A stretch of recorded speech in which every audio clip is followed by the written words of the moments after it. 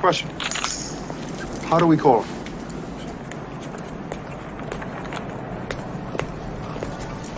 He gave us a signal.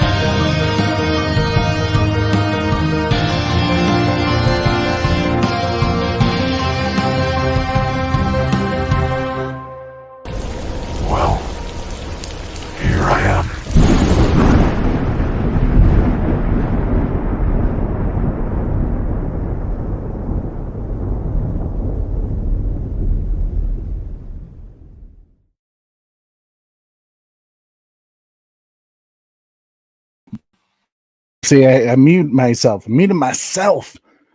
What up? It's about time. Oh, I see how you are. What up, Gotham Guardians and Arkham Adversaries? It is your boy, Trey, of the Bat Channel. We are live once again from the Bat Cave. But before we begin, as always, let's bring in the greatest co-host I've ever asked for, my man, a super bro, Corey. What's up, everybody? How we doing today? My man, dude. So we hung out yesterday. We did hang out yesterday. We did do that. You came down for some barbecue because for an early birthday gift, much early birthday gift because it's not until May. But my in-laws bought me a smoker. So we smoked up some burgers the other day. We're going to be doing some more crazier stuff like ribs and stuff like that this next weekend. But we watched a movie on Netflix. What movie? The Adams Project with Ryan Reynolds and Jennifer Gardner and Mark Ruffalo. My goodness. Corey, I'm half tempted to do a review on that movie. Yes. But let us know in the comments. Would you guys want us to do a movie review on the Adams Project? Because I was pleasantly surprised. Like it's really good. And I would love to talk to you guys about it because I think it's a hidden gem on Netflix, to be honest. I don't know how well it's doing. I know it's kind of been in the top 10, but it was amazing.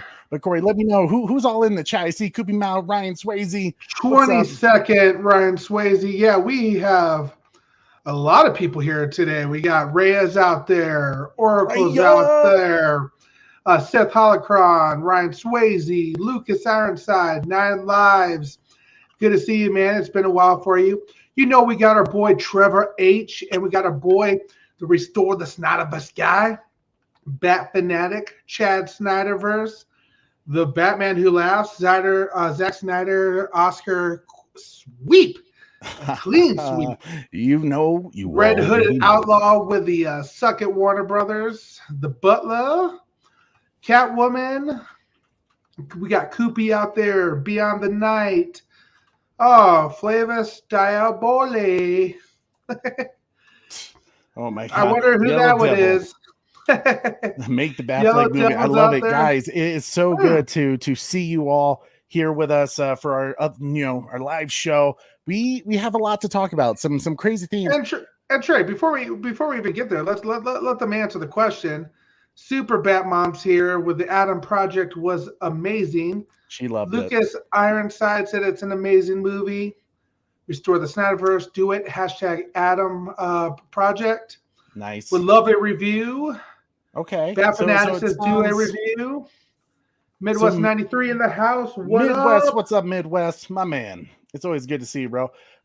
So Corey, when would be the soonest you would be able to do a review? Do you want to try tomorrow? Do you want Wednesday? I don't know. It's up to you. I could do either tomorrow or Wednesday. We'll talk about it more, and obviously we'll post it so you guys can see it. But I definitely want to do a review because it was really good. Ooh, I like thoroughly enjoyed it. But loved guys, it. as you know, it always helps us out tremendously when you guys smash that like, when you share this video, put it out on Twitter, get all your friends involved, because the more people we have in the live chat, the more fun it is. And man, Corey, we jumped like almost 30 subscribers in the last few days because of that Joker reaction video. So man, bro, man, I know how you felt about it. Corey's not digging it, but I personally, I loved it. We can talk about that in a second. Okay. Yeah. But yeah, so we've been jumping up a little bit. We're getting closer to 1,400. I'm hoping to hit 1,500 before May. That would be awesome. But yes, thank you guys. If you can share this video, get your friends involved in the live chat, because it's all the more fun. And plus, if you want to support us a little more, Super Chat goes a long way to helping us out, because the money just goes right back into the show with, getting better equipment, resubscribing to StreamYard, which is currently our software that we use for our live shows, and all the other stuff that makes our production all the more better. And it makes the wife happy, right? Because typically we like to just give it away. That's typically how we I know roll. we've raised. I love the fact that we do that personally. I know our first Super Chat paycheck from YouTube, which they always take out a percentage out, was like $300, and we put in $300 and another like $100 to the American Foundation for Suicide Prevention on Snyder Tribute Fund. So like, thank you guys for helping us raise that total wise, like including what I've been able to donate on myself, and what Corey's been able. We're over $1,100 for donations to the American Foundation for Suicide Prevention, not including what we've raised for Feeding America, which is Ben Affleck's charity under the Make the Batfleck campaign. And we do have a challenge going on. If you guys haven't heard about it, is this what you're talking about, Corey? $17 raised for John Cena's charity. Yes. Because nobody likes. Yeah. So we have if you guys haven't heard, we have a challenge going on called the Peacemaker Challenge. Because of the reaction I did to the Justice League cameo, was not having it. I haven't watched Peacemaker other than the few clips I have seen of it. Haven't been really interested. But of course, the Peacemaker fans and James Gunn lovers attacked me, saying I can't have an opinion because I didn't watch it. Yeah, so I threw out a challenge that said, if you donate to John Cena's charity, FitOps, which is a wonderful charity, we have a link in our description. If you guys raise $100, Corey and I will do a live watch party of episode 1. And for every $100 raised, we'll watch an episode. So total, if they want us to watch the entire season, that's going to be $800 to FitOps, which helps veterans get back into the workforce and, to get healthy and fit and all stuff. It's a really cool charity that you guys should check out. But so far we have raised $17, and it's all from non-Peacemaker fans. Ooh. So Peacemaker fans, if you're watching, this is to you. If you want Corey and I to sit through the Peacemaker and actually watch it so we can judge it fairly, donate to FitOps. Okay, simple as that. And then let us know if you donated. Get your friends together. So yeah, so super chats go a long way to helping us out, guys. So thank you so much for that. If anyone donates, and plus we have a little fun clip for you guys once you super chat us, and we'll show your question and stuff like that if you have one. But guys, Corey, how do you want to do this? Do you want to talk about the Joker theme first real quick, or do you want to jump right into Joker theme real quick? Okay. You liked that quite a bit. You were I mean, I won't say like I was like, oh my god, this is the greatest theme since sliced bread, but like, what's up, baby girl? What's up, baby girl? It's always good to see you. With the Joker scene from the Batman, the deleted scene that happened, it's always Batman and Joker are destined for each other. They're yin and yang. They're the polar opposites, and Joker's constantly trying to get Batman to break his rules and be more like Joker, and he's constantly taunting him. So in terms of what Barry Cohen was doing with the Joker in that scene, I know some people are going to compare it to Christopher Nolan's Dark Knight theme, but I took it more as Hannibal Lecter.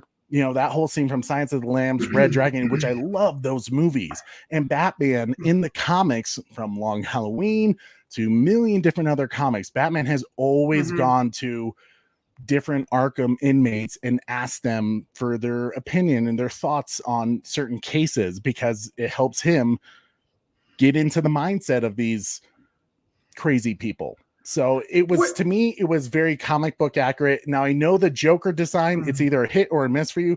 For me, it reminded me of Scott Snyder's like Endgame Joker, and like when he has the face all ripped up and stuff like that. So I dug that look.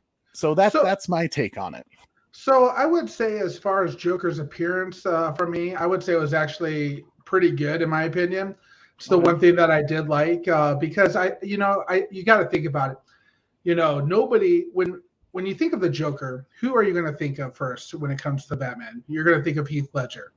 Heath Ledger was, well, yes, Heath Ledger was, is kind of what everybody says. I would say probably the census of the best Joker out there, whether you agree or disagree. So that's typically what people say is the best Joker out there.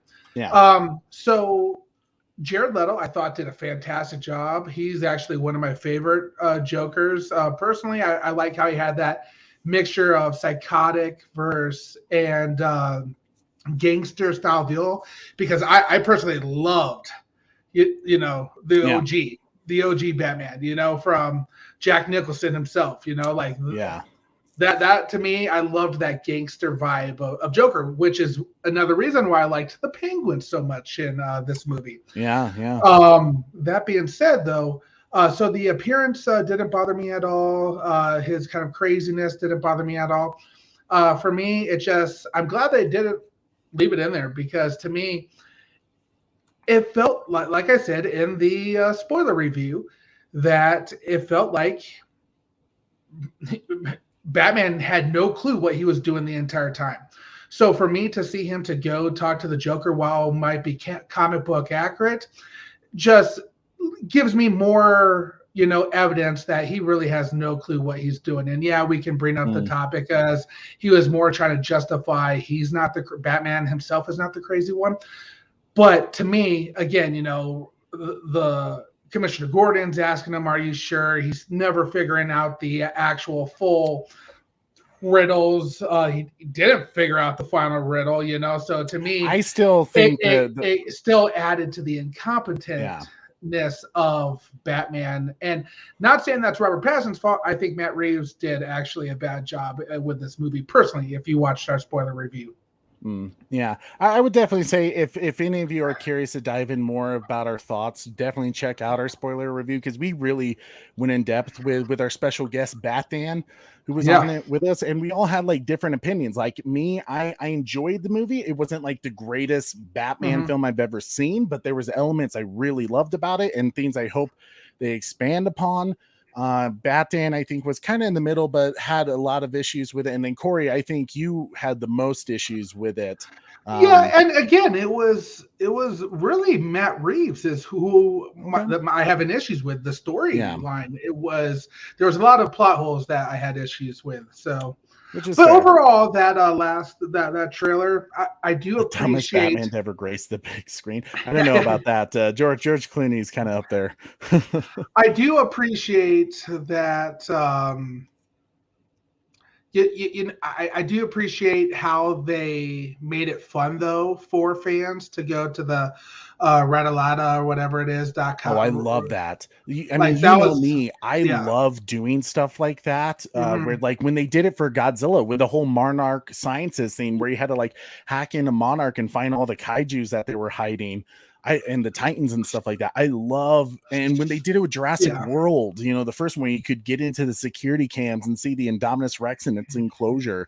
Like, I love when movies do that, where they really up the marketing, especially if you want to be a fun fan and dive into that stuff. And me, Corey, we went to go see Death on the Nile this last weekend as well. And you know how I love mysteries. I mean, even though I figured out what the deal was, the killer was in like the first 5 minutes, but I enjoy that kind of thing.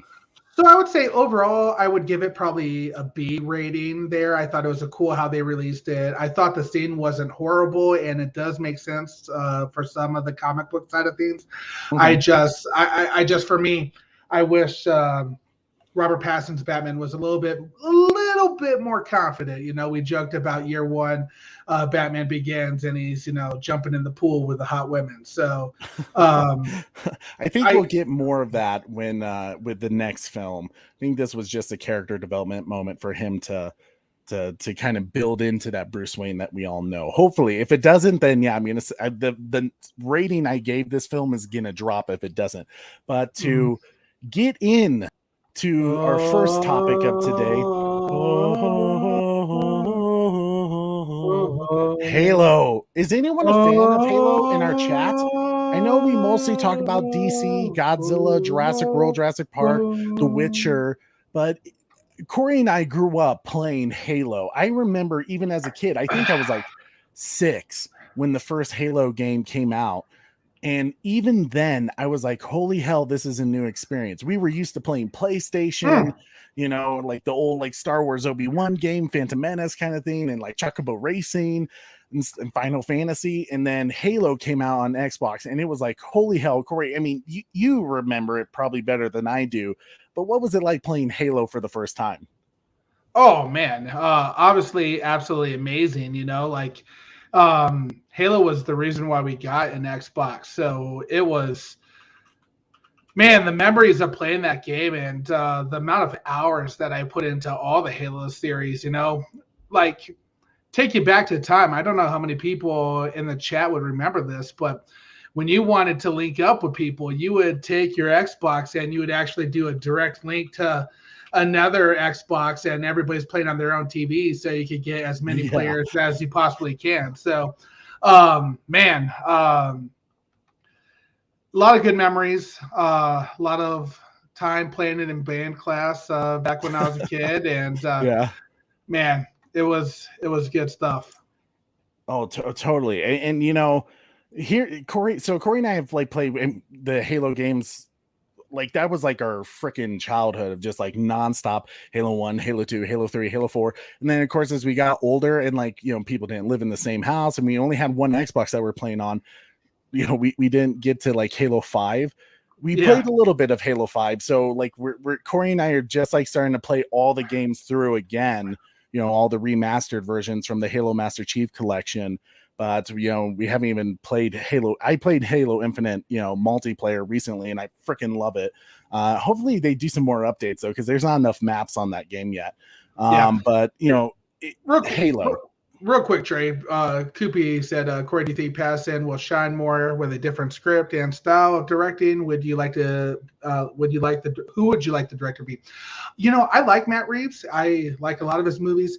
I would just say there was a lot of holes in Matt Reeves' plot, which is not too normal for his movies. So I'm not sure what exactly happened there, but the only thing that I could possibly say is Matt Reeves took the idea of trying to make his Batman so much like a gothic, emo, Nirvana musician that he missed out on a lot of, you know, keeping the storyline perfect. And go watch that reaction because we get into it more. But yeah.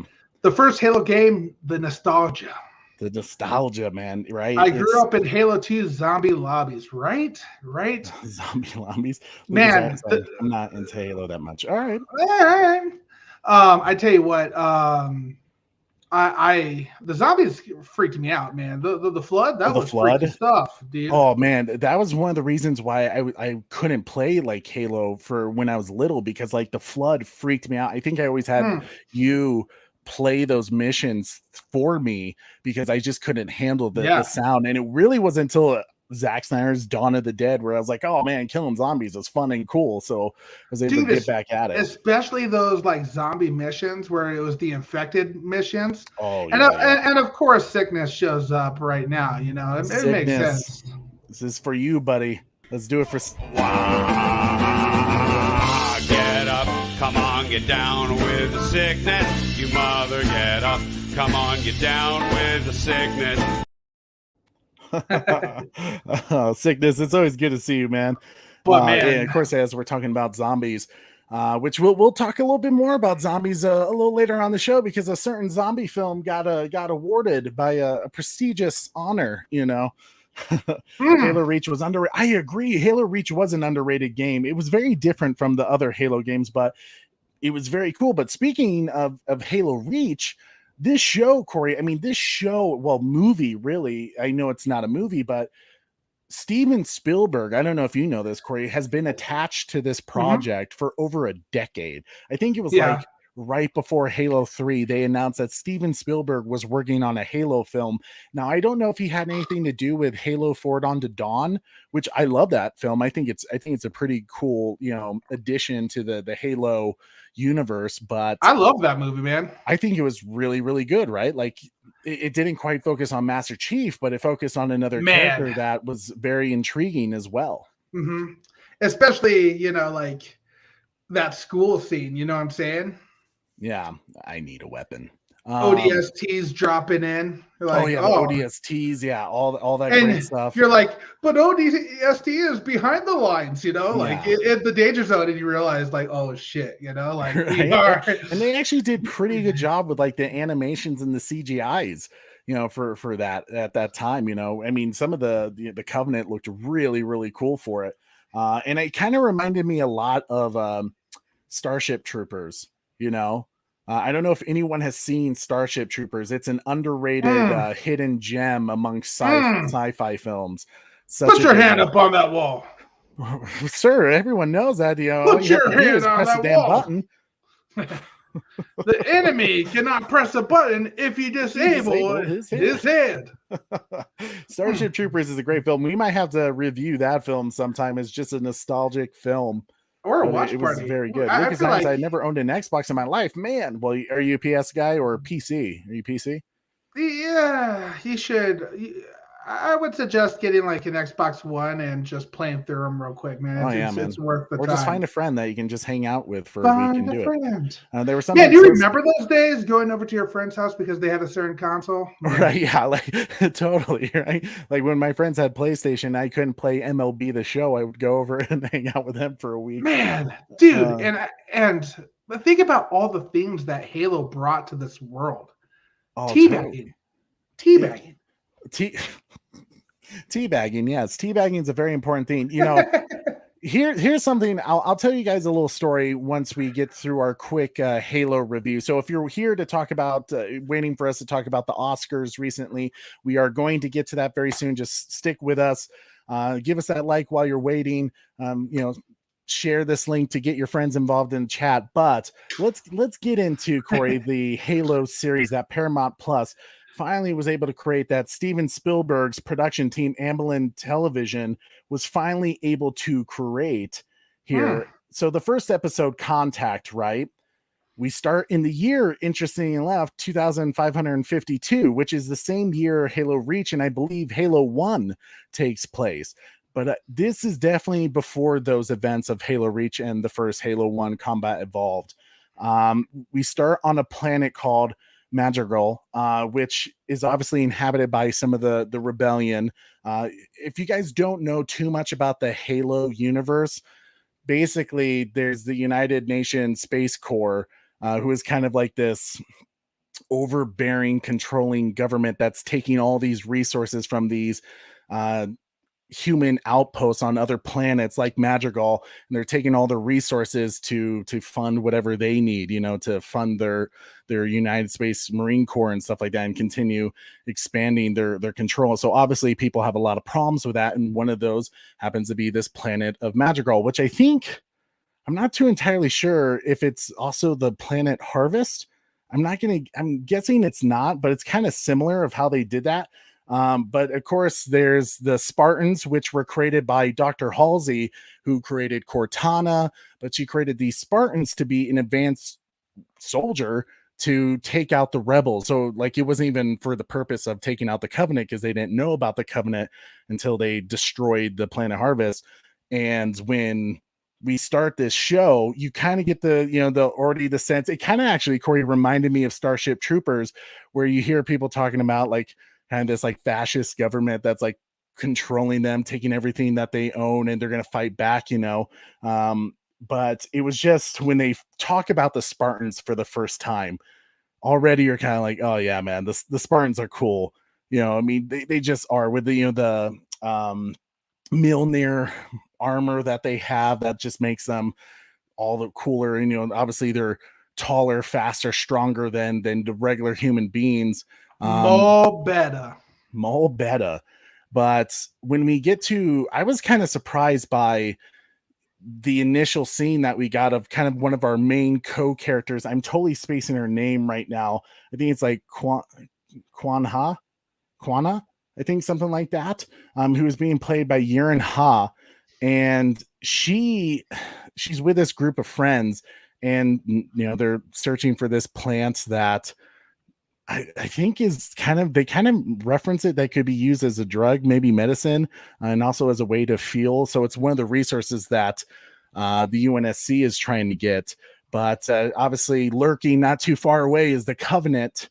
As you see a Covenant ship. Corey, were you surprised by how violent and kind of bloody? Is this a spoiler review? Oh, well, whoops. I did do a spoiler. So guys, sorry if you haven't seen Halo yet. Spoiler alert. Here's your warning. It's not just a signal. It's a warning. So yeah, I mean, I didn't spoil too much. I mean, you knew it was going to be on a planet and their Covenant was going to show up at some point.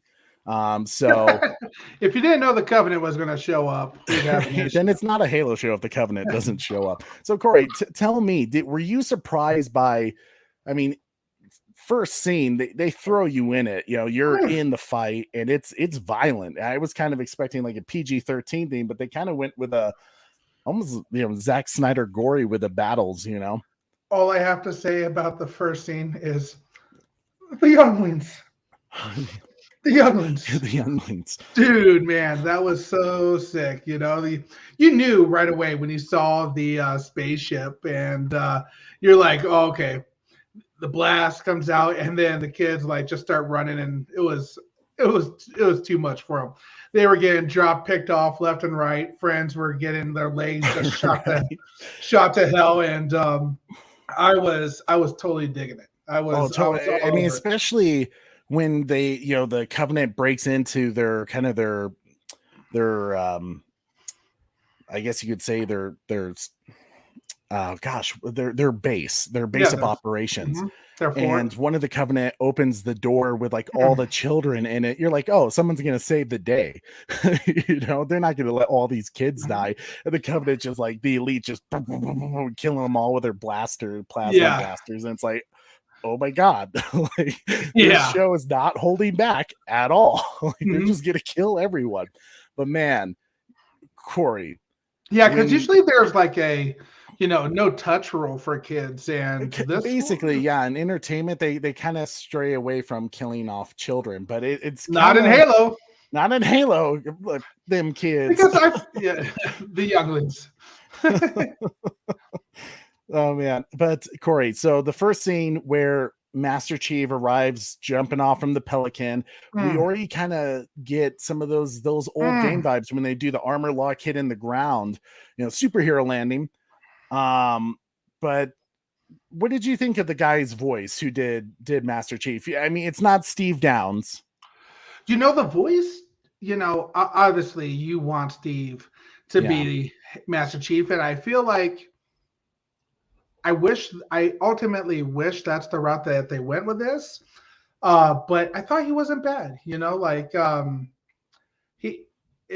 was I don't want to say the same, but it wasn't too far off. It wasn't like you'd have to pay anybody who's played Halo for a long time, you're going to know right away it's not Steve. But just kind of watching it from kind of fan perspective, it was pretty good. Yeah, I think the actor who's playing him is Pablo Schreiber, something like that.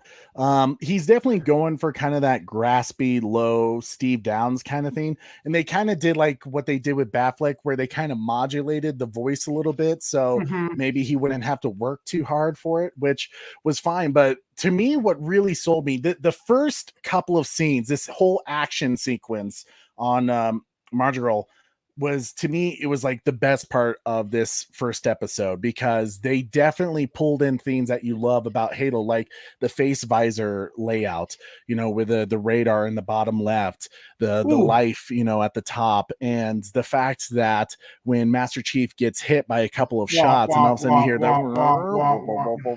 yeah, the fact that they use those same sound effects, I loved it. But there were certain moments, I heard the producers and the creators of the show, they didn't pay attention to any of the video games, and that's a little bit alarmsome. I know they kind of want to be their own thing, but like to really pay off for fan service, I feel like you gotta know a few things. Like, if you're gonna do something, some of the sound effects with Halo, do the things that are very like iconic with the Halo games, which is like the sniper rifle. When that one Spartan hit that elite in the head, I was hoping to see the smoke line, Yes, but let's say one thing. Those weapons that they had in the game, the firearms were fantastic. I thought they looked very good, very very replicable. I tell you what, I kind of wish, I was the armor on that show, building those up for them, because I want to play with them personally. Like real life, like the assault rifle, the battle rifle, the Magnum pistols, even the plasma handguns. Yeah. Real life battle rifle, I'd be playing with all day. Right. And it was so cool. I mean, the design of the elites was a little bit different. They were a little more bulkier, which was kind of an interesting choice, simply because go ahead. But did you feel that pain? Yes, their armor was different, but you still felt that pain when they're shooting them and they're not dropping. You're like, oh man, I remember you on Legendary. You're like you're doing Legendary mode and it's just not going down. Like, damn it. I reload. Yeah. And they really did, like, Easter egg wise, like in the video games, if you use, plasma, their alien Covenant weapons on the Covenant, it took them out faster, which you saw that in the show when she had one of the Spartans use the plasma pistol and charge it up and blew off an elite's head, so I was like, that's cool. But if they were using the human UNSC guns, then it took them a little bit. They had to shoot them down for a little bit and wear off that shield. So it was cool that they pulled off from some of those scenes like that, especially when they pulled off the, Master Chief used the machine gun turret thing as he's just carrying it around, which I think you weren't able to do that until like Halo 3. So that was like super cool that they, there were some elements that they definitely did pull to the game. It almost just made me want it more. I wish we saw a little dual wielding, when they were using pistols. I was kind of hoping for that a little bit. There was one Spartan that used the female Spartan used the dual handguns at one point. Oh yeah, you're right. Kung Fu Scuba said the visor video game scene was pretty cool in the show, seeing Chief's POV. Completely agree with that. Yeah, I really dug that, and it was kind of interesting to see. Obviously, like you said, it takes place before the events of Halo Reach, but it was, I think Master Chief was like with Team Silver. I think it was Silver Team, which I think in the video games his team was technically the Blue Team, if I recall correctly. I can't quite remember, but I thought it was very interesting that once the battle's kind of over and there's only one survivor left, which is that Quan Ha character, she obviously follows them back to where Master Chief starts scouting where the Covenant originally were digging into this mountain or this cliff, I guess you would say. And I think what they find, Corey, I'm not certain exactly, but I think it was a Forerunner relic, one of the original creators of the Halo rings.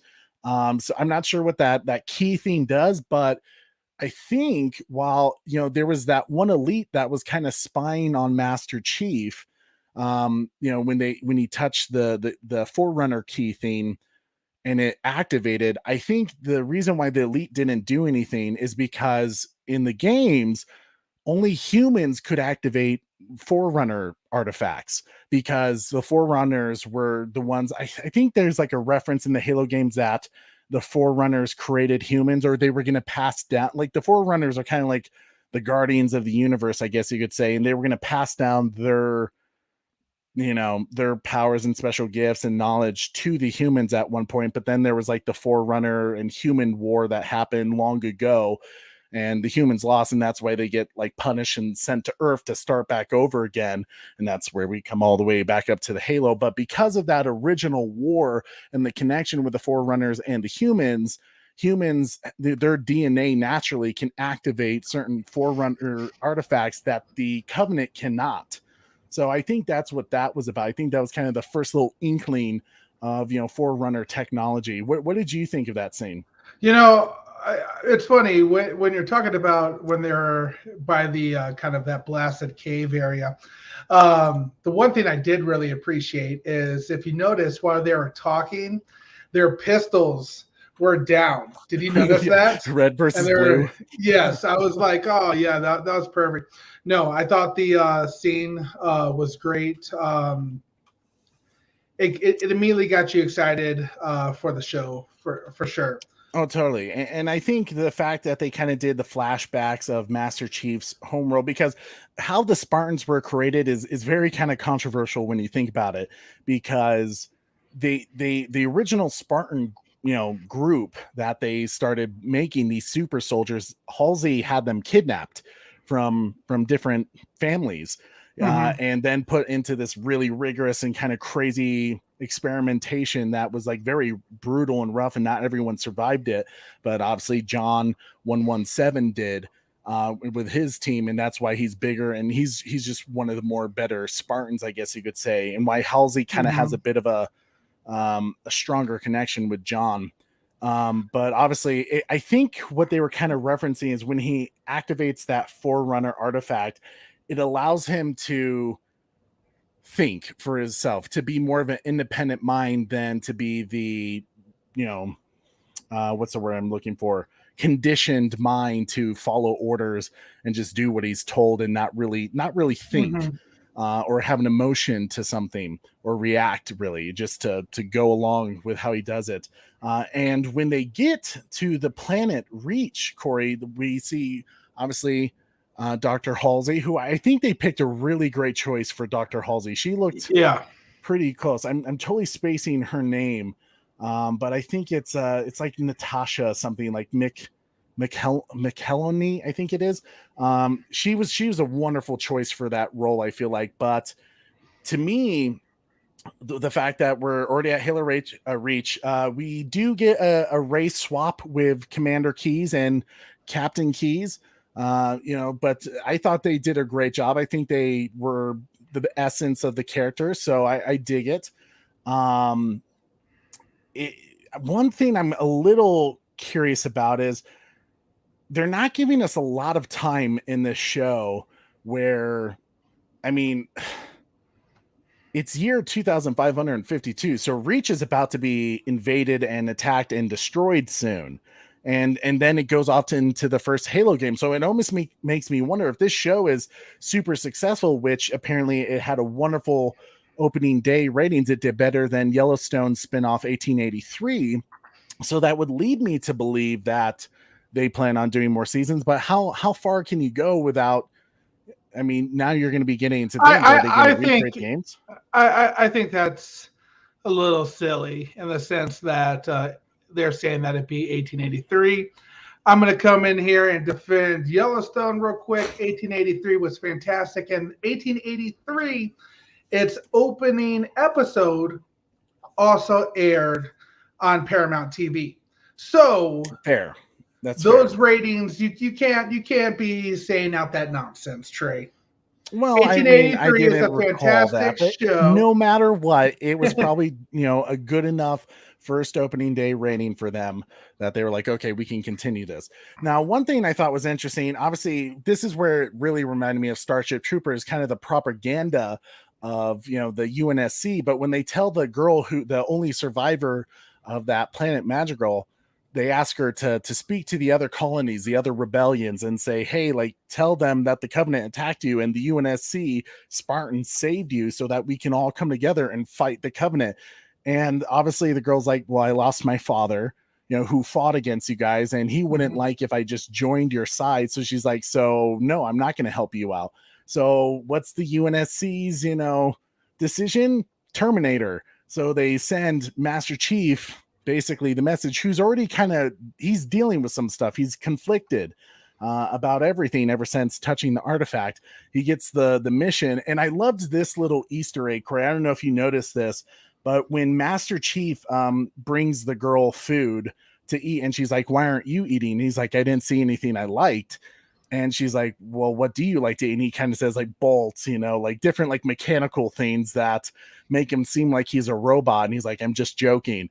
That's kind of a Easter egg little joke that when they were first developing the Halo games, before it even came out, Master Chief was originally supposed to be a robot. That was kind of the idea behind him. So I think that was like a little nod to the original idea, maybe the thought process of how the rebels look at Spartans as just killing machines, basically. So I thought that was kind of cute. But when he gets that terminate, you know, mission, he's kind of like, oh shit, I don't want to do that, because he's now thinking for himself, which I think before he touched the artifact, he probably would have just killed her. So that's kind of crazy, but it makes sense as well. But when Master Chief obviously decides not to do that, and the UNSC doesn't like that he's not following orders anymore, the, you know, United Nations Space Corps wants to take him out, but Halsey wants to keep, you know, John safe and alive. So she orders her Spartan team to protect John, but John doesn't want to give up the girl to be murdered. So he's making the decision to go rogue and to basically leave the UNSC and take the girl to safety with the artifact to learn more about it. But Corey, something happens. As you kind of see in our little PowerPoint, you broke my one rule. How did you feel when they took off Master Chief's helmet? I'm glad you asked, Trey. I am very glad you asked. You know, it kind of, we'll start here. So Necron said it best somewhere. A good writer would learn the lore and build a story around it. And I'm glad people have been saying that. Let's see. Koopy agreed. He said, especially with video game adaptations, I've always wondered why they don't stick to the lore and just make a prequel, a sequel, or an in-between story rather than going away from it. Kung Fu said, when adapting a video game, you should really respect and take from the games and build a story around the lore. What's the one thing that Master Chief never, ever, ever, ever, ever does? He doesn't take off his helmet. And when he does, you do see, you don't see his face. Yeah, I think the most we've ever seen is the back of his head and you know, his eyes. You know, yes. It immediately reminded me. It took me back. Like, I love the Mandalorian. Don't get me wrong, but it immediately started giving me Mandalorian vibes and the themes that I don't like about the Mandalorian. When he took off his stupid helmet, now I see his stupid face. Same issue that I had with the new Star Wars movies when what was his name? Adam Driver? Is that Kylo Ren's actual name, Trey? Ben Solo. No, I'm talking about his actual name and real life actor name. Oh, Adam Driver. Yeah, that's what I said. Yeah, there it is. Okay. Yeah. When he took off the mask for the first time as well, you're like, man, you have a stupid face. Oh, yeah. Come on. I don't think his face was bad. I think this man has a stupid face. And okay, I'm being mean. I am being mean. Yeah, I think you're being mean. Okay, I am being mean. But let me tell you this. You should have never seen John's face. And the reason is because I feel like every Halo player thinks that they're Master Chief. You know, me as the actual person who's playing Halo, I am Master Chief. You know, like, why would they take that away from the person who's playing the video games? Now I'm going to think I'm this stupid guy. You know, that's a very interesting like outlook on how you know, perspective that you have about that. For me, it was if anything, maybe they should have waited for the final episode of the season to reveal his face real quick. Sure. But this was clearly a message to say, guess what? This is our show. You're gonna see Master Chief's face a Exactly. lot. Which to me was like, okay, that's like literally, I was loving this show. I was like, yes, we got a freaking good Halo show. This is gonna be awesome. The fight scenes were amazing. Yeah, the fight scenes, the action, the CGI was great, and just kind of so far they were building the lore around Halo, right? Like this was good. That it was in it.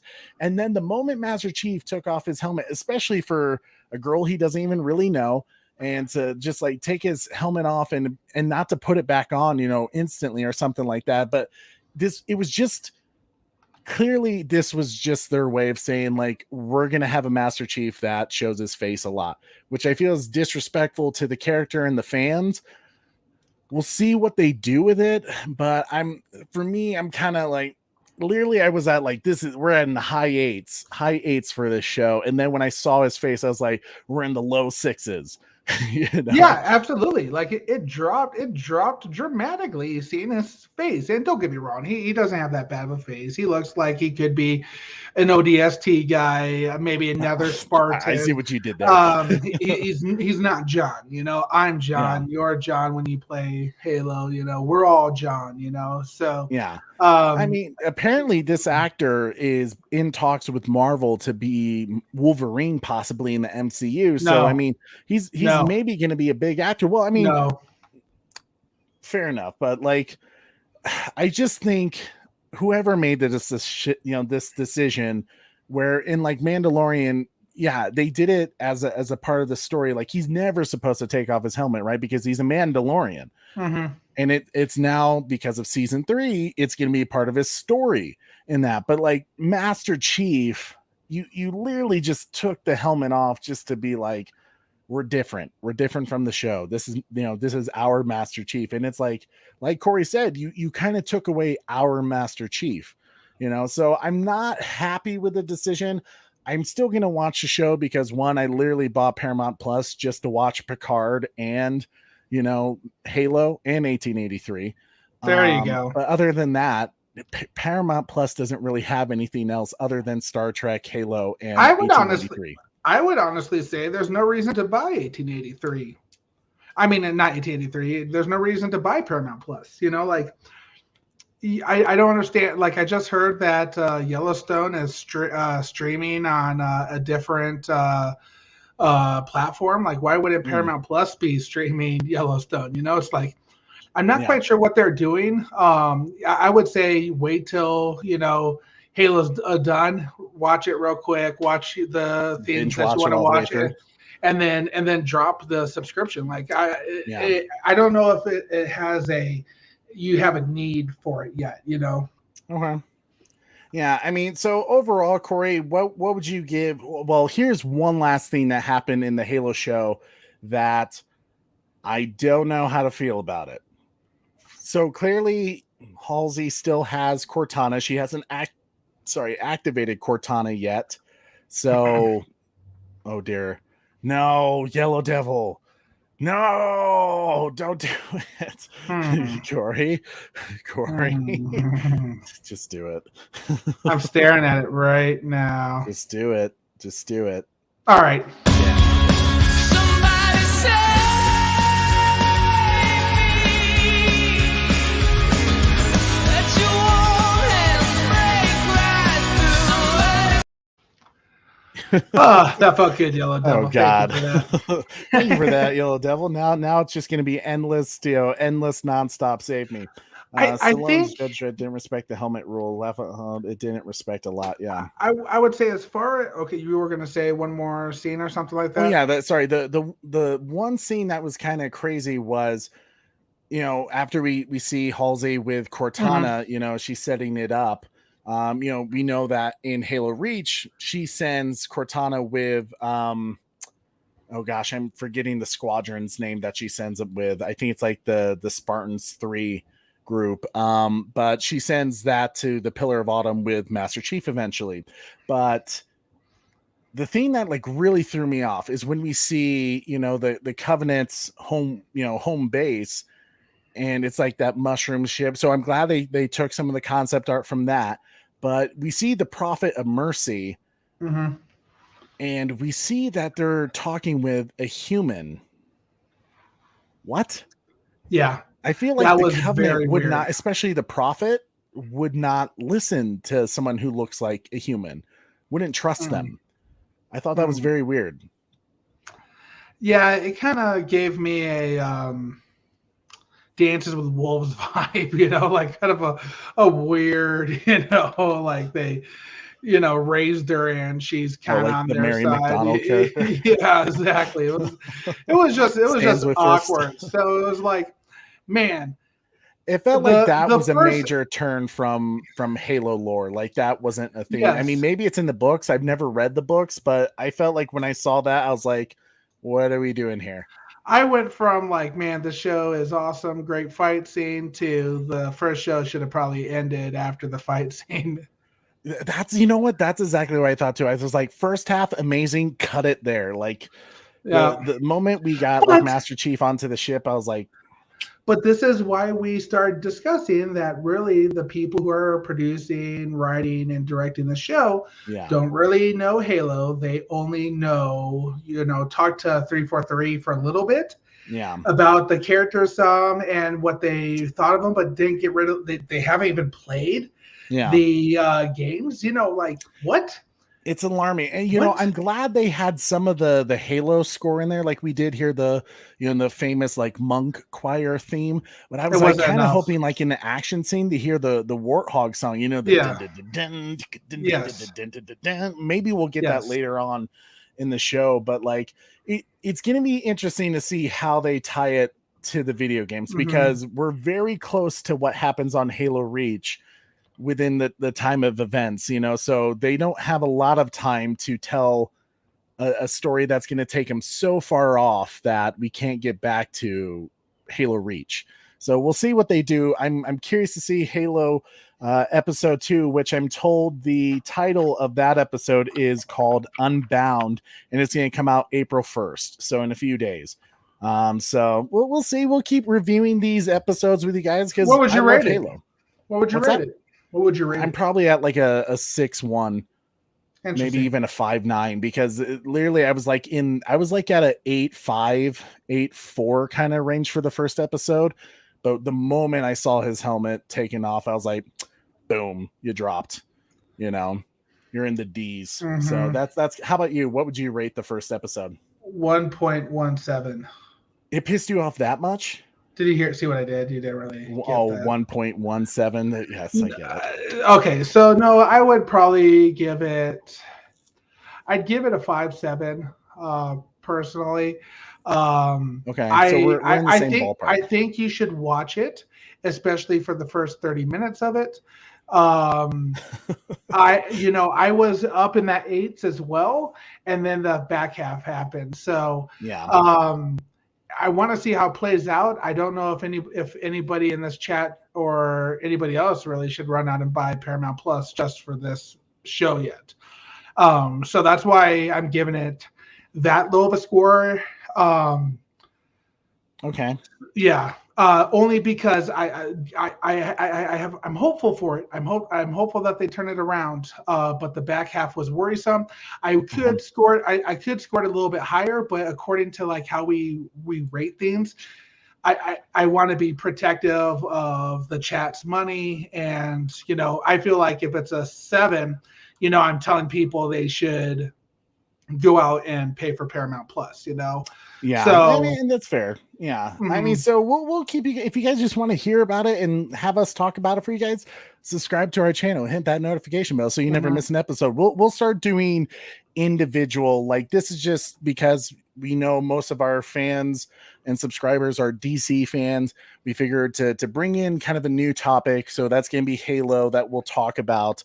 So if you want to hear more about Halo or have friends that like Halo, tell them to subscribe to our channel. So that way every week we can talk about the new episodes of Halo. And we'll be honest with you guys, as big Halo fans, we're going to tell you if it's flying or not, so Some good And parts, that's some very bad things. exactly, and that's kind of where the chat is right now. 5.3 from Restore the Snyderverse guy, 5.7 also from Trevor H, 5.1 from the Batman Who Laughs, and a 6.2 from Bat Fanatic. You know, like Okay. I feel like my rating could go up, and I want to be protective of people's spending. Yeah. Like we can't be telling people, hey, this is a 7.8, go watch this, go pay for the subscription now. Like I wouldn't feel right doing that to somebody. I agree. Koopy Malik says the Deathstroke actor Joe Manganiello is supposed to be in Las Vegas. Don't know what characters he will voice. So I don't know either. We haven't heard much about that for a while. So I'm curious to see if we get any news about it.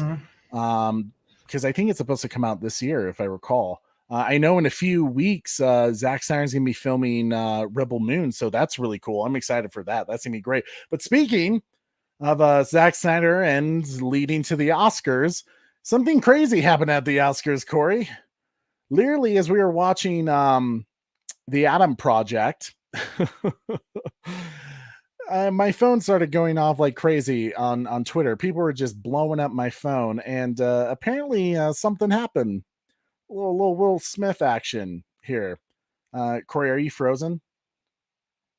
Oh, I think Corey is frozen. Oh dear. Are we frozen? Corey. Corey, man, Corey's just at a loss for words. That's just part of the deal.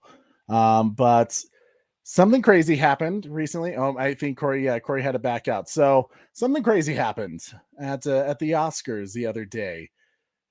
We had a little craziness with the Prince of Bel-Air, the Fresh Prince, Will Smith, and Chris Rock. I guess Chris Rock was hosting the event. Let us know in the comments if you guys saw this live or if you've seen the after thing. But I guess there's some background story going on here. Like, I guess Chris Rock made some comments about Will Smith and Jada Pinkett Smith back in 2016. I don't know what those comments were, but it kind of ever since there's been tension between those guys.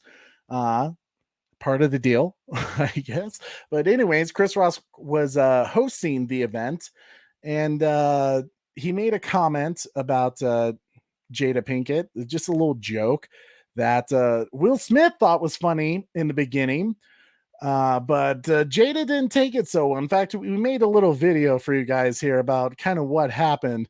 So we hope you guys enjoy. Here we go.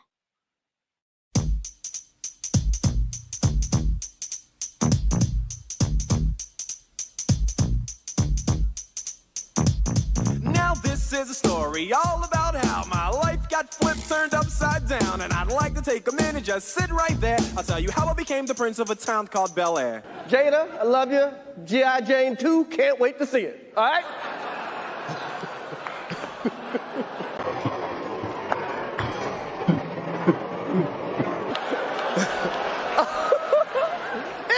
That was a nice one. Okay.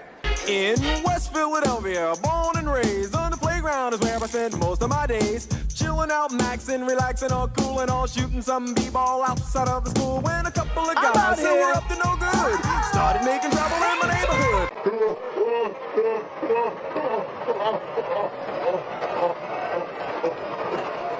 I got one little fight, my mom got scared and said, "You're moving with your auntie and uncle in Bel-Air." Oh, wow. Wow. Will Smith just smacked the shit out of me.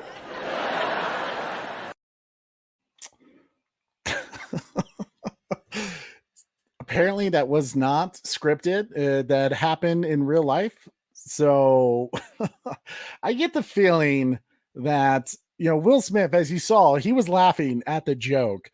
He must have turned, when the camera shot back to Chris Rock and saw Jada's reaction. And I just have a feeling, I hope someone has video of it, of, Jada just being like, "Are you kidding me? Like, you better go up and like defend my honor."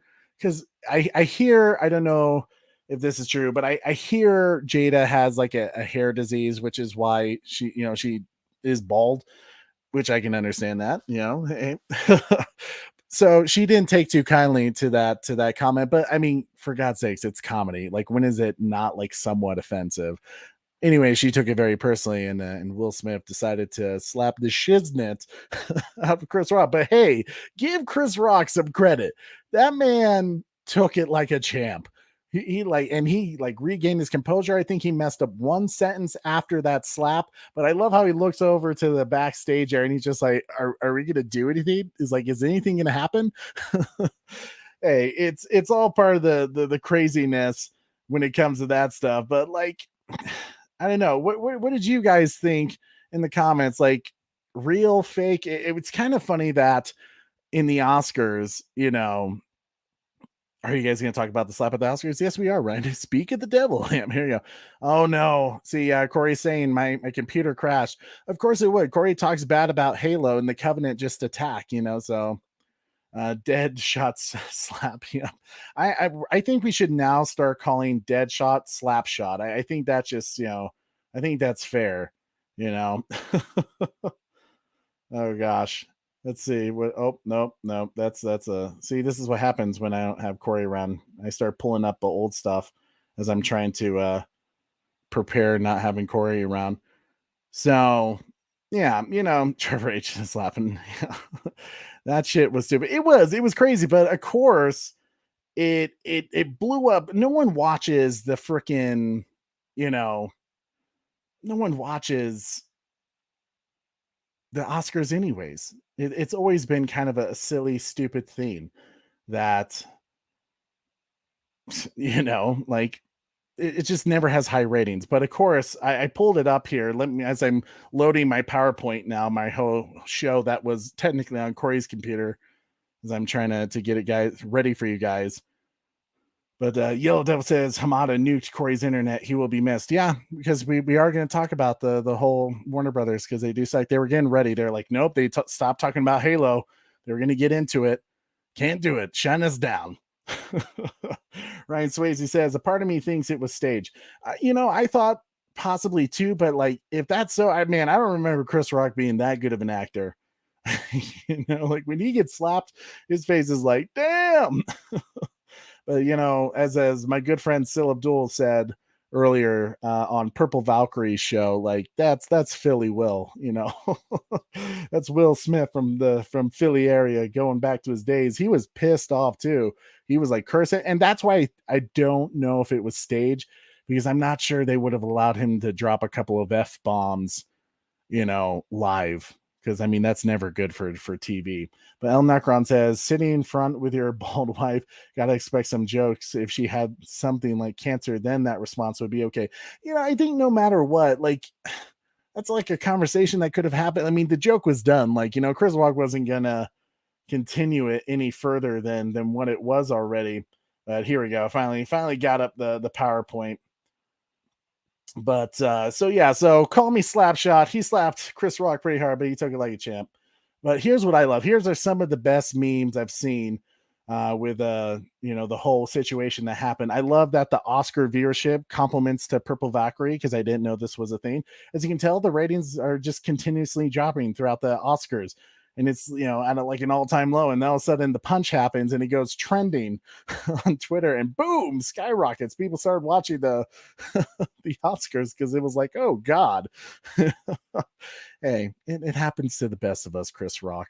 But I love some of these memes, that happened, like the one from Jurassic Park Oscars 2022. See, nobody cares, but then this happened. And of course, we no longer have to use the Batman slapping Robin, meme. It's now Will Smith slapping Chris Rock. That's pretty good, I think. I think that's what it's about. Oh, Hamada couldn't stop him very much longer. Super Bro Corey has returned. They can't get me forever. Still trying to fix a few things, okay? You're going to try to fix a few things? Oh, okay. So, yeah. Will Smith, just slapping shit around. You personally love the Jada G.I. Jane. That's hilarious. If you guys don't get the G.I. Jane joke, that was a movie that Demi Moore was in where she shaved her head to be a complete badass. Maybe an old joke that maybe a lot of the audience wouldn't have gotten, especially the younger general audience wouldn't understand. But I've seen that movie. It's actually a really good Demi Moore film if anyone hasn't seen it. But El Necron's, oh, nope. All right, that's better. Man, that was fantastic, dude. And I tell you what, the greatest part of one man's failure in life is all the memes that we will get from this. God bless the people who make memes. I tell you, man, were fantastic today. I had trouble. Man, these were yes, okay, yes, these were all some good memes, but I tell you what, there were other ones that were fantastic as well. Just man, as well as some ones that were like, ooh, yeah, man. I don't know if we should be talking about that one. Like, one of my favorite ones was, well, it's a good thing Chris Rock didn't make a joke about Alec Baldwin's wife. That one had me dying for a good long while. I was like, ooh. No. And here comes another computer crash. Yeah. No, man. No, okay. So I would say I have mixed feelings about this. I think that it's possible that it could have happened. For real. Especially with how you see him yelling and dropping F-bombs right after. Yeah. But there's something fishy about all of this, in my opinion. You know, I have a feeling that, you know, supposedly the Oscars are reviewing the slap and debating on whether or not they're going to take away Will Smith's Oscar. I think they're going to come back and say, no, he gets to keep it. Okay, they're not taking away his Oscar. Can you imagine the bad publicity they would get for that? I think that's debatable. He committed assault on stage, and Chris Rock could bring police charges if it actually happened. He already said he won't, though. Exactly. That's very interesting that he already said he won't. If you look at it very slow motion, it almost looks like he's bracing for the slap. So he doesn't go to block at all. So I have some, you know, I'm suspicious, I would say. I would also say that, you know, look at the Oscars viewership, like you said, nobody was talking about it. Nobody cared, minus the people who are voting on the fan favorites. But, you know, though, I don't know if Will Smith would do that, because this is going to be a stain on his legacy forever. Potentially. And that's why I think but I still think it could be both, you know, like I think it may eventually come out saying that Chris Rock and Will Smith are joking about it later on. Like, it's like, oh, it was just a joke the entire time, you know, one of those types things as people start to get more involved with this, which makes it look even worse. Yeah. But if you think about it, the Oscars has always been a little, you know, especially the past few years, you know, Ricky Gervais, you know, all the jokes that he made last year about them being friends with Jeffrey Epstein and oh yeah, you know, he did go like very political with it. He definitely shot some fires. He went far, dude. He was calling them, you know, a lot of bad words and things like that, and making fun of them hardcore. So the joke about Jada, whether distasteful or not, there was no reason for Will Smith to get up and slap him. Oh, agreed. I mean, it was a complete overreaction. And if anything, as sad as it sounds, because I love Will Smith, you know, I love Will Smith. I love Men in Black. I love Independence Day. I actually like Wild Wild West. You know, I actually do like that film. So, I mean, I'm a big Will Smith fan, but even I kind of go like, dude, like he laughed at the joke. You see it. He laughs at it.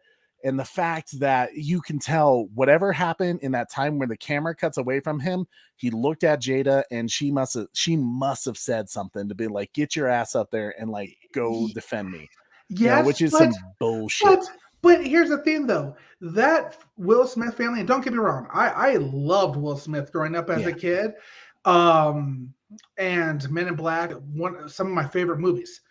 Will Smith and his family is kind of a weird family, man. Like, that's fair. I mean, we won't go too much into that because what family's not weird, but I get that. But like, you know, in some ways, you know, I'll say it, you know, like she wasn't very, you know, yeah, they were kind of split up doing their things, but that entanglement thing was a weird thing going on. How it was like her son's friend and all that stuff like that. So like, I feel bad for Will Smith in some ways, but then again, like, is he trapped? Like, it's just Are you trying to ask Will Smith if he needs help? Yes, Will Smith. If you need help, call me. I will bring that Men in Black vehicle. Like, man, Dadpool's saying, he's like, as a former TV producer / director, I'm telling you, it was totally staged. Well, there you go, ladies and gentlemen, confirmed. Yeah, Dadpool has answered. We got it. It was staged. We're a Scooper P now. Yep, Scooper P. Dadpool. He called it in. Yep. El Necron says the best jokes was Emmerich having to sit through Zack's winning awards. Well, funny. You should mention that, El Necron. Funny. Zack Snyder was let's be honest. Here's the only reason why we were all just kind of keeping an eye on the Oscars. No one was watching it. I guess until after Will Smith thing.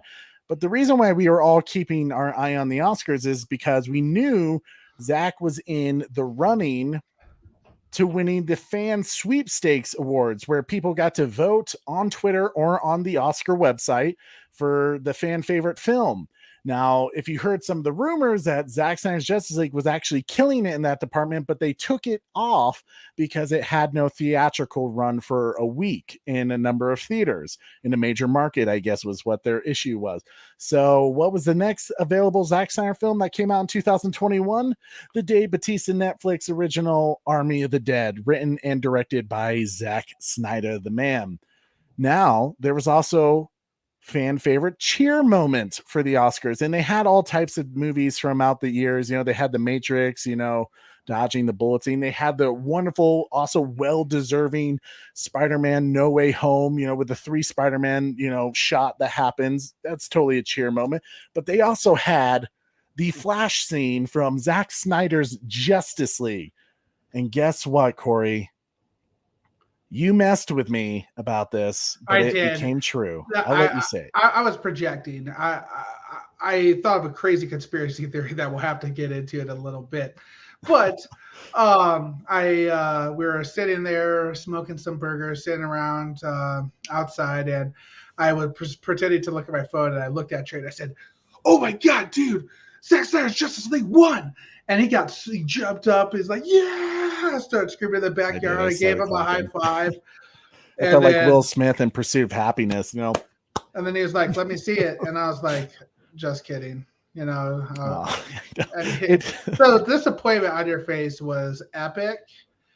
Hurtful. But I was projecting. I was getting you ready for the win. Because I felt it in me. Hey, man. Well, it happened. Zack Snyder, for all of the inaugural fan awards, clean sweep for Zack Snyder. He got the fan favorite film with Army of the Dead, and he got the cheers moment for Zack Snyder's Justice League. Guys. Amazing. Absolutely. How does David Zaslav not look at that and go, look at the fan engagement? Now, granted, if anything, yes, you can have already the Snyder haters being like, well, that's just proof that Zack Snyder has a strong following. Sure, but I would tell you Spider-Man No Way Home was easily deserving of those awards. And Marvel fans, they're big. They have a strong fan group where they didn't show up. And this is nothing against Marvel fans, aka former channel known as the Spider-Man channel. The best channel. # not a real DC fan. Still not a DC fan. Still not a DC fan. Guys, David Zaslav's paying attention to this. Zack Snyder came away with both awards. And here's the best thing about this, Corey. Zack Snyder's Justice League. Emotional damage. Right? The fact that Zack Snyder's Justice League was a film that was once said to not exist. It didn't exist. It didn't exist. And yet, then they said it was no good. And the fact that this particular scene, the Flash Speed Force scene where he saves the Justice League, that was one of the first things Walter Hamada and Toby Emmerich and Josh Whedon cut because, hey, they don't understand it. It doesn't even make sense. You heard from the CGI team, they were like, they didn't get it. They didn't understand what's happening. So cut it. One of the coolest scenes, and they cut it. That wins an Oscar. The film that Army of the Dead, it was originally pitched to Warner Brothers. Toby Emmerich didn't want it because it was attached to Zack Snyder. He said, Zack, you go take it. It's your original property. Do what you want with it. So Netflix took it. That wins Oscar for fan favorite film. That sounds like two giant freaking L's for Toby Emmerich and Walter Hamada. And you know what's the best part about it, Corey? What's that, Trey? Just as one of our viewers said, Toby Emmerich was actually there. Yes, he was. He sat there with Ann Sarnoff and got to watch Zack Snyder win not one, but 2 Oscars for 2 films that they could have banked on. But did they? No. Idiots. You want to talk about Zack Snyder? Yeah. The funny part is as well, already the Snyder haters are coming out. IndieWire came out with this Zack Snyder Justice League wins most cheer-worthy moment at the Oscars to no cheer in the room. Already throwing shade. The fact that no one was like, oh my God, Zack Snyder's Justice League. Hey. You know, and yet it's like, it's all Academy people who are like, it was a streaming film. So they're already trying to take away from Zack's moment. So this kind of brings me right into a potential conspiracy theory. We're gonna go crazy a little bit. Like Corey, don't be a cultist. You're gonna be going into dangerous territory. Zod Ryder warned us of this. We're gonna go into like James Jonas in Spider-Man No Way Home, green background, conversation conspiracy theory. You know what I'm saying? Dear. So, I just out of curiosity, Trey, when did Zack Snyder win? Was that in the beginning of the show or towards the end of the show? I don't know. I wasn't watching it. Remember, I was watching. I know, but I'm curious about that. You know, I think it was towards the middle, the kind of the earlier half, middle. I don't think it was the ending. No. So, did Will Smith's slap happen before or after? Based off how the timing of it happened, I heard that Zack won the cheer moment before the Will Smith slap, and then after, I think he won the fan favorite film with Army of the Dead. All right, I'm just going to put some things together here. So Will Smith and Margot Robbie supposedly had part of Will Smith's open relationship. So people have rumored, right, that the reason why Will Smith wasn't in Suicide Squad 2 was because of Jada putting the no on that. Because at all. I heard that was just a scheduling thing. Who told you about this? I've seen. So I didn't realize about I found out a lot about Will Smith today, like crazy stuff, like the open relationship, the entanglement. Well, I mean, let's not get into that. I mean, let's stick with the content. I agree.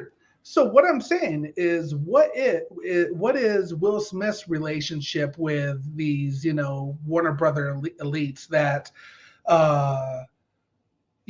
Zack Snyder doesn't necessarily like? Is Will Smith a Zack Snyder fan? Out of curiosity, is who? Will Smith. I mean, I would guess so, because I think he made a comment that he wants to be he wants to be part of the Nightmare team, with Deathstroke and Batfleck. So that would be Zack Snyder. And plus, David Ayer is clearly a Zack Snyder guy. And David Ayer was supposed to really connect to Zack Snyder's universe before Jeff Johns cut up, the Suicide Squad film. So I would assume Will Smith is probably a David Ayer guy. I'm saying, what if he's a David Ayer guy? Okay. Because I'm saying, what if, Will Smith caused this so people stop talking about the slap, help stop talking about the great wins by Zack Snyder. Oh, no. Then, yeah, no. You don't think so? Already, that's nope, that's not even the case, bro. It's totally not, because Will Smith would be because think about this. Would he? Yeah, because Zack Snyder's not part of the universe anymore. Was Will Smith in Suicide Squad? No. But if the rumor's true about, the kibosh from the... How many films has he done with Margot Robbie? No. Since then?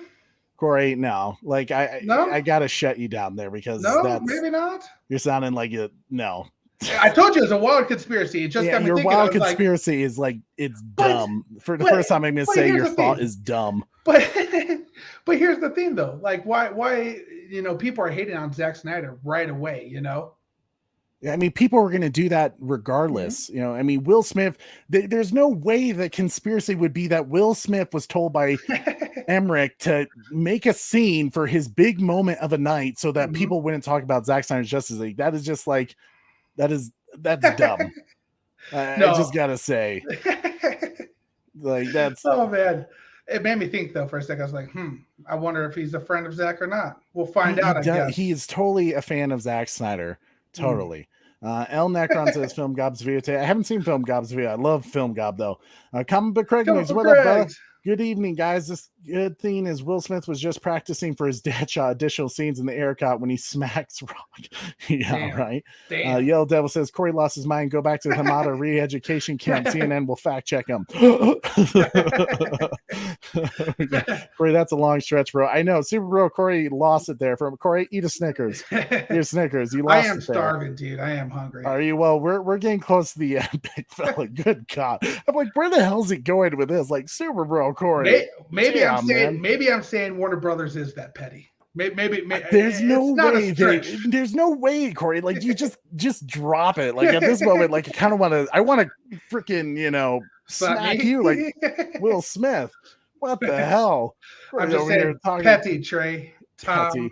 Anyway, so Zack Snyder's already getting shade from different article writers. Apparently, can't be. You heard it here first when it comes out true. Jesus. You know what, Corey? If it is true, I will come out and do just a live show saying Corey is right, and I will call the Bat channel the Superman channel for a month. Okay, that's the deal, folks. If Corey happens to be right about his crazy conspiracy theory about Will Smith being a shill for Warner Brothers. That's what I'm saying. He's a shill for Warner Brothers. That's the word that I was looking for. He's a shill. He's a shill for the Walter Hamada burgers. Good God, Corey. That's why it was. I got to do this to you. I'm sorry, but So shut up, bitch.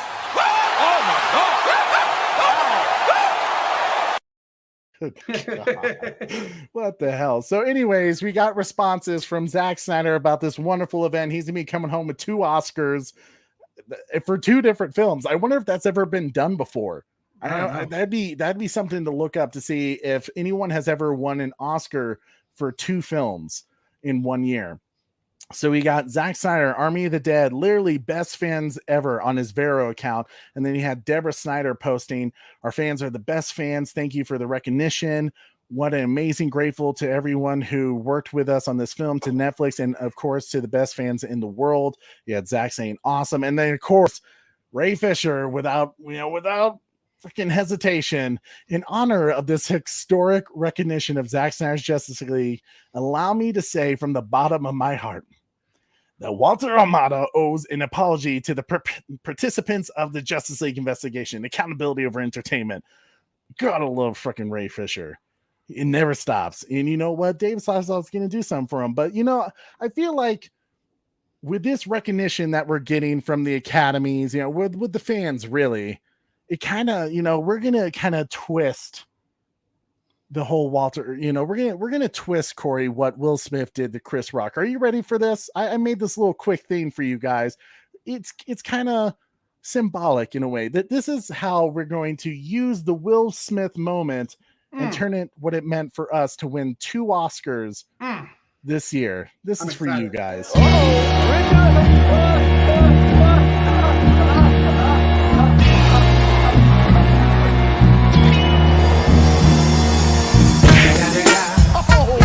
The fucking Eagles of the G. Snoop Dogg. Will Smith, You know what happened with the D.R.E. Yeah. You know who's back up in this. You're gonna have to post that after this. I just might, but I might have to make it a little cleaner because literally I got off work today at like 5, and then I was like editing until like literally I had an hour to make this quick thing. so it's not as clean. But I'll have to adjust it a bit to make it a little smoother. But I just love that Zack Snyder slapping the shit out of Toby Emmerich, because that's how Toby Emmerich felt. He's like, oh god. Like here, he's like, it's already confirmed. He's going to lose his job. He's going to have to look for another job. And Sarnoff is going to be gone. The only person in question now, Jason Kilar is gone because that's what David Zaslav is doing. The only person in question now is Walter Hamada, which I would assume he's probably going to go because the Batman, I think, hasn't even broke 700 million yet. And the rest of his films have been a complete box office disaster with Wonder Woman 1984, The Suicide Squad, Birds of Prey. It's not looking too good for Walter Hamada. So, guys, it's some damn good stuff. Good job to everyone who voted, who kept up, because it was a fight. We were fighting against Cinderella, Spider-Man No Way Home. It was a good fight. And like I said, feat, man. Oh, totally. And like I said, beating Spider-Man No Way Home, that was a solid moment, guys. Like, seriously, like, because Spider-Man No Way Home, I gotta be honest, was very deserving of both awards too. But obviously, Zack Snyder's Justice League meant more to me. And Army of the Dead, I thought, was a fantastic film. And I think it's only going to get better because with anything Zack Snyder does, his sequels are going to directly be affected by the first film or affect the first film in a way where it makes the first film even more special. So I can't wait to see Planet of the Dead, the Las Vegas show that he's going to be doing. It's the whole universe he's creating at Netflix, but this is just all a good sign for Discovery because Discovery is looking at this engagement. The fans literally won Zack Snyder 2 Oscars. That says a lot to the engagement of Discovery, right? They're paying attention to this. And speaking of other stuff that they're paying attention to, Corey, do you know what today was? What day there was a hashtag MakeTheBatfleckMovie trending event today. And I think there are over 25,000 tweets. So it's been trending today. But dude, this was insane. This was crazy, right? If you guys haven't heard about this, insanity. Because if you were part of it, the GoFundMe thing, which I was with the whole Batfleck movie team, raising money to make this advertisement truck that plays this slideshow. Basically, we did, they did this whole thing for hashtag MakeTheBatfleckMovie, all the information behind it, the facts behind it, the actors and stuff like that, things that were said, like Jay Oliva saying it was the best Batman script he ever read. This whole Batfleck billboard truck that they did, it was parked right outside Discovery's building in New York. And sure enough, ladies and gentlemen, the security of Discovery went out to check the truck drivers and said, what's going on here? And from a text message that the Batfleck movie team showed me, and I think they posted as well, they said the security New York Police Department and CEO David's personal bodyguard came down. My guy Jeff asked, what are you busting my chops for? And we are just trying to get the Ben Affleck movie going. They laughed. The bodyguard dude was sent down to find out what was going on. We parked for a while behind his Mercedes, and it actually says that David Zaslav was made aware of it, and they were discussing the whole billboard with David Zaslav. So the CEO, David Zaslav, who's about to become the Warner Brothers Discovery CEO on April 11th, I believe is the date, saw this sign and the fan engagement that we raised money for a billboard to be right outside his building. How freaking awesome is that? You might call it crazy, sure, whatever. But the fact that we did it and David Zaslav's eyes were on it and he was made aware of it, he is now very much, I think, in the loop for what is about to happen on April 11th when we get trending hashtag restored Snipers. My man, Bat Dan. I also donate as well. Thank you, sir, for donating to that. It's some cool stuff. And of course, Zack Snyder was made aware of it. He liked it on Vero when someone posted it. So guys, come on. You already know. Shit is going down April 11th. Now, it might not happen in the first week. He might not announce hashtag restored Snyderverse and, or SnyderVerse restored in his first week. But shit is going to be happening within the first 6 months. Guaranteed. DC fandom's gonna be very interesting. What do you think, Corey? I see you looking funny. Dude, man, I was watching those events unfold today. Their notifications kept going off. And I was like, man, this is exciting, bro. You know, the fact that, you know, it was making that much of a wave right in front of the Discovery building, you know, like I'm sure they weren't expecting it. So to have this, you know, it's really a cool digital billboard, you know, like it's not something that you see, you know, necessarily every day. Maybe in New York you see a lot of those, but you know, it was a cool idea, and to park it right behind their vehicles and have, you know, all their security guards and David Zaslav know about it himself. You know, I don't know. I can't remember how many. Was this just a 1-day ordeal, or how many days? I think it's gonna be there Was a it a couple week? of days. I'm not sure exactly how long it's gonna be, but the fact that David Zaslav knows about it and has seen it, it's right outside his building. He can't miss it. Exactly. It was extremely impressive how much notice it got on the very first day, which is just fantastic news and great for the movement as well. Yeah. Oh, absolutely. I mean, it's just one of the wonderful things about this community. And not only that, not only did the money go to this truck billboard thing, but it went to Feeding America and to the Eastern Congo initiative, all of Ben Affleck's charities. So that's money that went to that as well. Well, more charities that the Batfleck movie team is doing. Ink to the People. They have new shirts. And guys, these are pretty damn dope, in my opinion. That Nightmare Batman one. That looks sick. Yeah.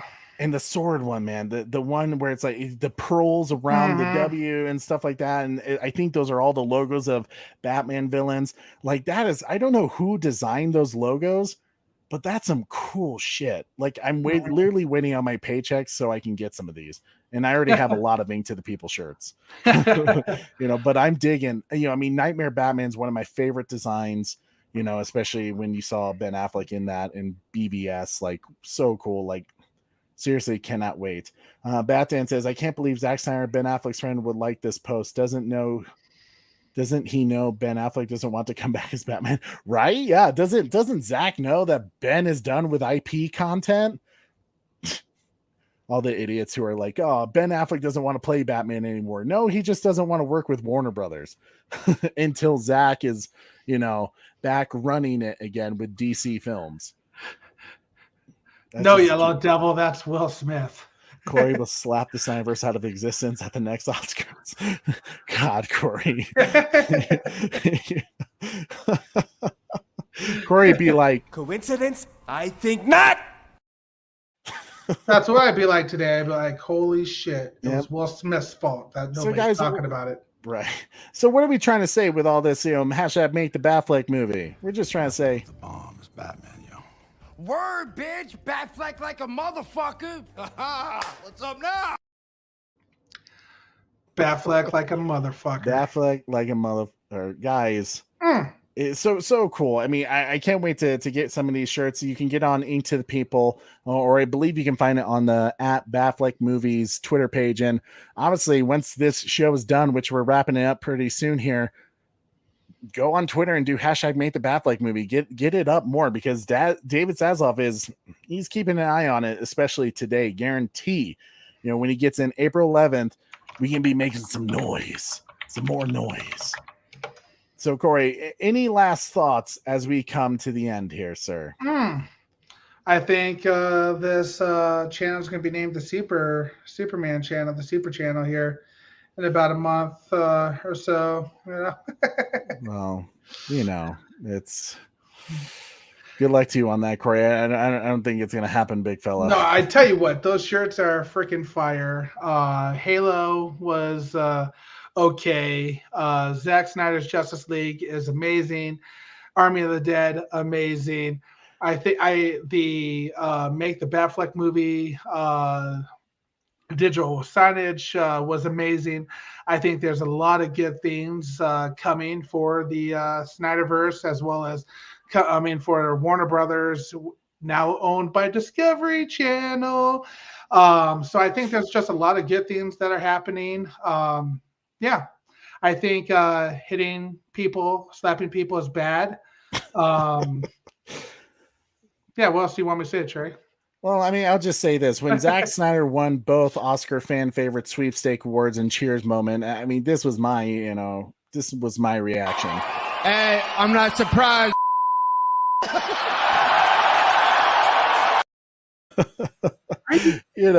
It's same here. It's a damn good feeling though, because literally these are the steps, right? We did a whole video about like what would need to happen for the Snyderverse to have a chance of being restored or for it to look more likely and all the themes working in the right place. This was always going to be a snowball effect. It was going to start off small and it was going to roll and gain momentum until it became a giant freaking avalanche of snow, right? Before we achieved the Snyderverse. I always said, like, when people were like, it was going to be harder to get the Snyder Cut than it was the Snyderverse, I was always like, no, it's going to be easier to get the Snyder Cut because the Snyder Cut is pretty much ready to go. Zack just has a few things he has to do. So that's easy to get done. I mean, how many times do they release director cuts of films? All the damn time. You know, his was just a little more effort that required, and especially a little more push than typical director cuts. And then, you know, when it came to restoring the Snyderverse, you're asking them to, create new IP, not new IP, but new films, new shows within that universe. So that was always going to cost more money than it would to be released the Snyder Cut. Now, what releasing the Snyder Cut did was a double-edged sword for Warner Bros. They got people off their back about releasing the Snyder Cut, but they always knew this was going to be a whole give a mouse a cookie thing. Because if you were going to give us a cookie and you knew Zack Snyder was making those, extra little scenes at the end for Zack Snyder's Justice League, we were all going to be asking, what's next? The milk, the ice cream, the steak, the burger, and not Hamada burgers, but like a Zack Snyder burger. the air cut may be hard now though. Because of Will Smith. People are gonna. I don't think people are gonna hold that against Will Smith for very long. People have done far worse than slap somebody on stage. And not only that, when you look at it, he slaps it because he was defending his wife. Okay. Like no one's going to hold that over him, but it's just going to be something that stains his legacy. Corey. He slapped his wife, slapped his, he slapped Rock. His wife? Not his wife. He slapped Chris Rock because he was about to get in trouble after laughing about it. Jesus, Corey. Hashtag conspiracy theory. Hashtag Will Smith is a shill for Warner Brothers. Is that what you think, Corey? Is that what you think? Hashtag. Is that what you think? That's exactly. It doesn't matter what you think. I can't wait till this is a Superman channel for a month. Not gonna be a Superman channel. You're so full of crap. Same super channels. Stop it. Get some help. Jesus. Man. Well, guys, thank you so much for hanging out with us tonight, doing our little Halo review, talking a little bit about the Joker scene, but more importantly, talking about the incredible achievement for Zack Snyder and Deborah Snyder and everyone involved on Army of the Dead and Zack Snyder's Justice League. Truly all deserved moments.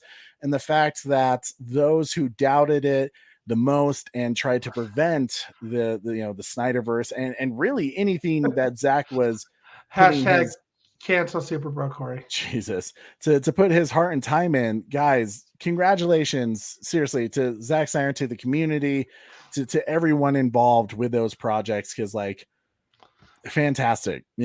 This helped in every way with restoring the Snyderverse. We talked about those certain steps, like I said. We talked about the Flash being delayed, obviously Discovery coming in and getting rid of some of that old regime. We talked about how huge it would be if Zack did win the Oscars. I said at least one would be great, but two would be perfect. Everything's happening step by step. As the famous quote is, how do you eat an elephant?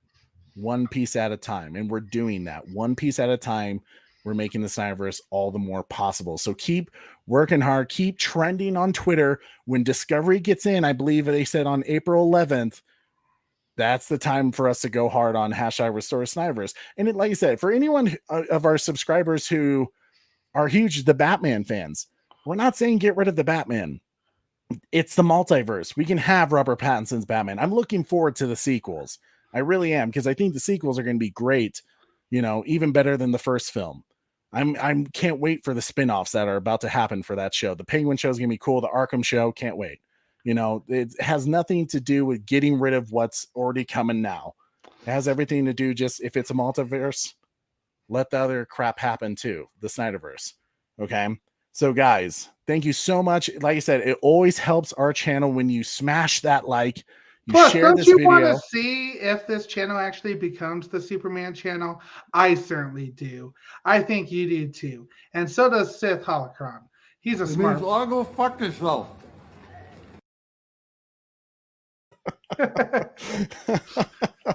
Oh man, guys. And now Necron says, I think Will thought it was funny, then saw his wife was mad and said, shit, I better do something or I'll never hear the end of it. Probably.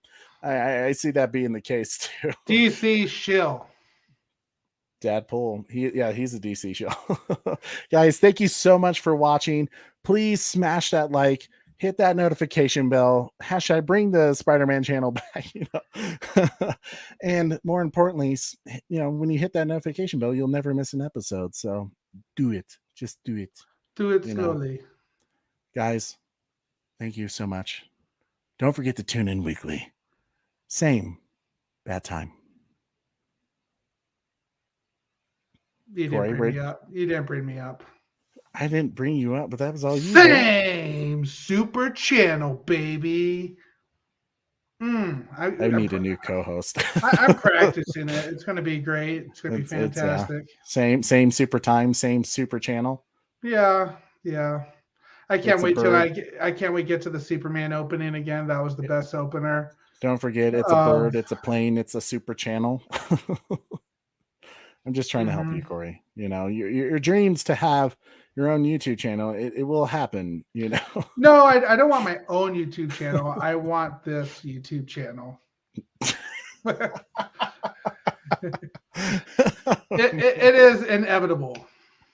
It is inevitable. I missed Integrity. I wish she was here today. Just like the Snyderverse. Just like the Snyderverse. Integrity, that's for you. You never disappoint, sir. Guys, so long. We'll see you next time. Bye, guys.